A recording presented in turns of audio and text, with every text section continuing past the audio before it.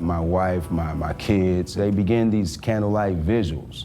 That's how it really started in Ferguson for Mike Brown.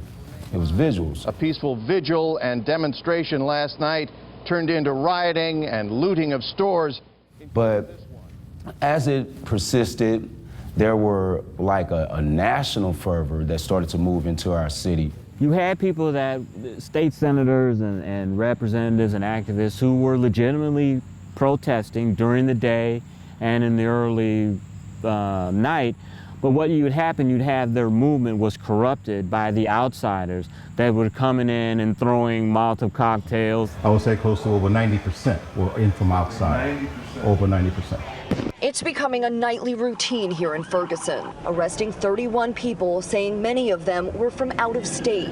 So some 32 people being arrested in Ferguson Sunday night, and the interesting part, none of them are from Ferguson. It turned into a frenzy, if you will, of different people. It wasn't just about Mike Brown Jr. It wasn't just about justice. Everybody was feeling like this is a free-for-all to get your grievances out. The protesters were just in a rage and cussing and screaming and spitting at the police, this line of police that just had to keep a stoic face and were threatening to follow the officers home and rape their wives and daughters. About 10 o'clock at night, there would be, the protesters were out walking, and then around 10 or 10:05 as the news came on, all of a sudden these groups would swarm.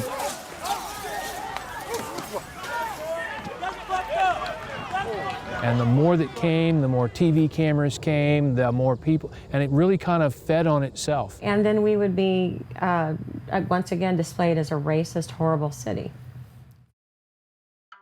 In King's Day, protest appealed to the honor of Americans.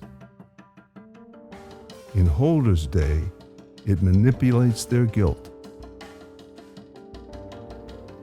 If you get hurt, you get gas in your eyes.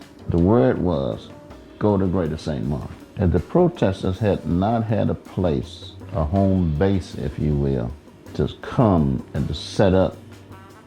The movement would not have lasted as long as it lasted. They wanted justice for Michael Brown and the Brown family. That's the first thing.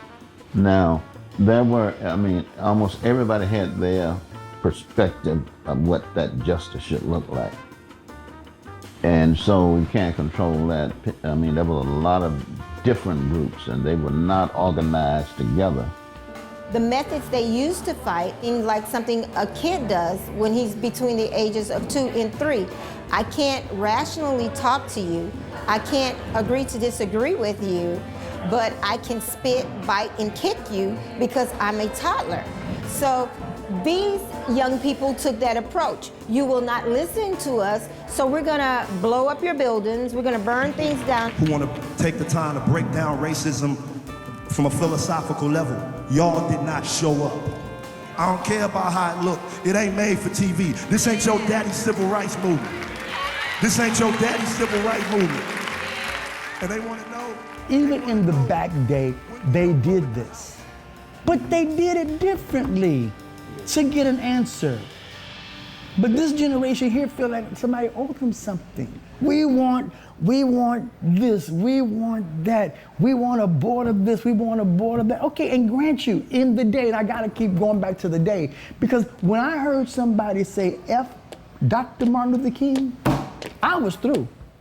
Ain't gonna let nobody turn me around,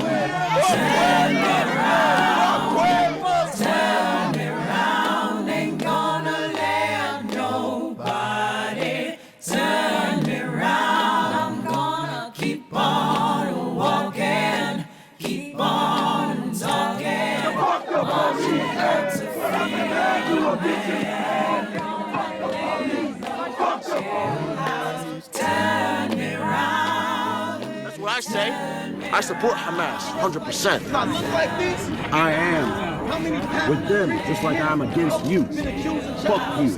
Turn me around. I'm gonna keep on walking, keep on talking, marching up to freedom land. Segregation. Turn me round, turn me round. Don't talk if you won't be ready. Back up, back up. Yeah.